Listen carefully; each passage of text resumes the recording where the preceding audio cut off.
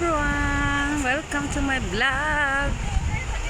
Dito ako sa Siargao Island. Ito yung Magpupungko Pilar, Siargao Island. Ang ganda dito guys.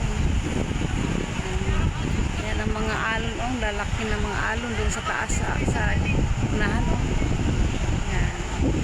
Mamaya mag low tide ito. Maganda na. Makita na yung pinaka green na kulay na swimming pool pag mag low tide. Ngayon high tide pa, hindi pa makikita ang yung pinaka green.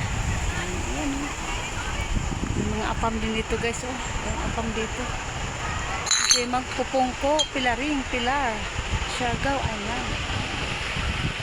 Ganda talaga dito guys, sobrang ganda. Nakaka-relax pag andito tayo sa lugar na ito.